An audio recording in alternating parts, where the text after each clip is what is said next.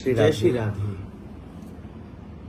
आज हम आप सब के मध्य में जो वर्तमान में हमारी श्री जी के प्रति हमारे प्राण प्यारे श्याम सुंदर के अतिशय लाडले, अतिशय प्रेमी जन, ब्रजवासी जनों के प्रति जो कथा व्यास श्री प्रदीप मिश्रा जी ने अनर्गल वार्तालाप की है और इतने तुच्छ शब्दों का प्रयोग करके हमारे ब्रजवासियों का हमारी श्री जी के प्रति जो अपनी तुच्छ बुद्धि का परिचय दिया है, उससे हम और हमारा हृदय बहुत क्षुब्ध है। और हम यह कहना चाहते हैं आदरणीय श्री प्रदीप मिश्रा जी से कि आप शिव कथा करते हैं, शिव महापुराण कथा करते हैं। सबसे पहली बात तो यह है कि शिव भक्ति का फल ही भगवान श्री कृष्ण के प्रति प्रेम है। श्री कृष्ण की प्राप्ति शिव भक्ति का फल है और आप उन्हीं श्री कृष्ण की परम आराध्या, जिनको सतत श्याम सुंदर नित्य भजते हैं, जो श्री जी श्री लाडली जी महाराज हमारी श्याम सुंदर की आह्लादनी शक्ति हैं, उनके प्रति आप कहां से ये सब विषय निकाल करके लाए, यह शोभनीय नहीं है। श्री जी के विषय में इतने हल्के शब्दों का प्रयोग करना ये एक वैष्णव को शोभा नहीं देता है। आपका तिलक, आपकी कंठी बताती है कि आप वल्लभ कुल संप्रदाय से दीक्षित हैं। ऐसी महाप्रभु जी की पवित्र परंपरा से आप दीक्षित होने के बाद ब्रज की अधिष्ठात्री देवी, ब्रजवासियों की प्राण, हम रसिक जनों की प्राण संजीवनी श्री जी के प्रति ऐसे छोटे हल्के शब्दों का प्रयोग कैसे कर सकते हैं?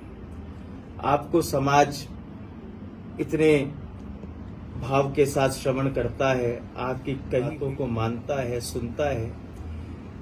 कभी आप विचार तो करते कि श्री कृष्ण जिनकी परम आराध्या है श्री जी, उन श्री जी के प्रति आप किस प्रकार, आपने जिस प्रकार राधा शब्द बोला है, उससे आगे की तो हम बात भी नहीं कर रहे हैं। आपने तो राधा शब्द भी इतनी कठोर वाणी से बोला है कि वो राधा शब्द सुनकर ही हृदय को कष्ट हुआ है। उसके बाद भगवान शिव की आप उपासना करते हैं, भगवान शिव की आप कथा करते हैं। वही महादेव राधा कृपा कटाक्ष की रचना करके श्री कृष्ण, श्री किशोरी जी से कृपा की याचना कर रहे हैं। तो कहीं ना कहीं तो भगवान शिव की भी आराध्या श्री जी हैं और हमारी वृंदावनी रसोपासना में, हमारी रसिक संप्रदाय में भगवान शिव गोपेश्वर रूप में, गोपी रूप में आए और उनको गोपी स्वरूप प्रदान करने वाली श्री जी की प्रधान सखी श्री ललिता महारानी, जो साक्षात श्री जी का ही स्वरूप है, उनके द्वारा भगवान शिव को चूड़ामणि मंत्र प्रदत्त हुआ मानसरोवर पर हमारे ब्रज में। उसके बाद श्री जी की चंद्रिका प्रसादी मिली है। श्री जी की चंद्रिका प्रसादी, श्री जी के नाम का मंत्र श्री ललिता जी के द्वारा प्राप्त होने के बाद, सखी सहचरियों की कृपा को प्राप्त करने के बाद महादेव को रास में प्रवेश मिला। आप यह बात कैसे भूल सकते हैं? हमें बड़ा खेद है और बहुत दुख है कि आपने हमारी श्री जी के लिए इस प्रकार के शब्दों का प्रयोग किया।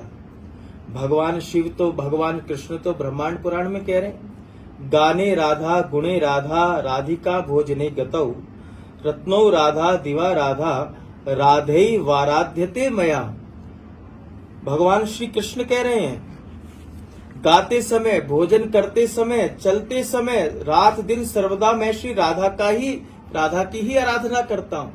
ऐसी परम आराध्या जिसको साक्षात श्री कृष्ण ने आराधा है और श्री कृष्ण महादेव के भी इष्ट हैं। दोनों एक दूसरे के पूरक हैं, दोनों एक दूसरे के इष्ट हैं, दोनों ही एक दूसरे के उपास्य हैं, दोनों ही एक दूसरे के भक्त हैं। आप ये मतभेद कैसे कर सकते हैं? आपकी बुद्धि में श्री जी के प्रति इस प्रकार के ये हीन भाव कहां से आए? आपने कहां से पढ़ लिए? हम प्रार्थना करते हैं श्री प्रदीप मिश्रा जी से, आप हमारे ब्रज में पधारें, थोड़ा रसिक संतों का भी संग करें, थोड़ा इन ब्रजवासी जनों का भी संग करें।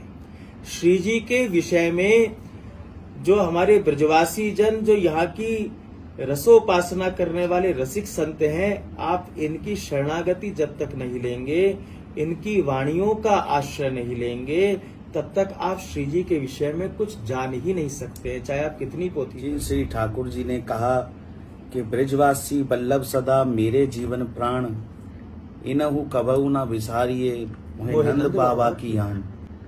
उन ब्रजवासी जन के लिए आप इस तरह से अभद्र शब्दों का प्रयोग कर रहे हैं। आप धेनुकासुर उनको कह रहे हैं। तो ये बहुत ही असहनीय है। इन शब्दों को आप वापस लें, हमारे ब्रजवासी जनों से क्षमा मांगें और हमारी श्री जी के मंदिर में आकर आप श्री जी से दंडोती करें और श्री जी से क्षमा याचना करें। हमारी लाडली जी तो बहुत करुणामयी सरकार है। आप पधारिए, आप नतमस्तक होकर के श्री जी के दरबार में दंडोत करके क्षमा याचना कीजिए। श्री जी तो सहज कृपा कर देती हैं। और जिन ब्रजवासियों को आप धेनुकासुर कह रहे हैं, उन ब्रजवासियों के घर जा जाकर के मधुकरी पाई लाला ने, उन ब्रजवासियों का अपना इष्ट माना लाला ने, उन ब्रजवासियों के प्रति आप इस प्रकार के शब्दों का प्रयोग कर रहे हैं। हमें तो संदेह होता है कि आप किस परंपरा से हैं। हमें नहीं लगता कि आप वल्लभ कुल संप्रदाय से हैं, आप महाप्रभु जी की परंपरा से हैं। आपको तो तुरंत ही इस अपराध का के प्रति प्रायश्चित की भावना जागृत करके तुरंत ब्रज में आकर के ब्रजवासियों से, ब्रज के रसिक संतों से हमारी श्री जी के दरबार में आकर के क्षमा याचना करनी चाहिए। हम प्रार्थना करते हैं कि आप शीघ्र अतिशीघ्र ब्रज में पधारेंगे, श्री जी के दरबार में आप आकर के क्षमा याचना करेंगे, हमारे ब्रजवासी जनों से क्षमा याचना करेंगे, हमारे यहाँ के ब्रज के संतों से क्षमा याचना करेंगे। उसी में ही आपका कल्याण है। इसके अलावा और कोई आपके कल्याण का मार्ग नहीं है। आप शिव उपासक हैं, तो इसलिए आपको श्री जी का सम्मान तो करना ही पड़ेगा, चाहे कैसे भी करें। जय श्री राधे।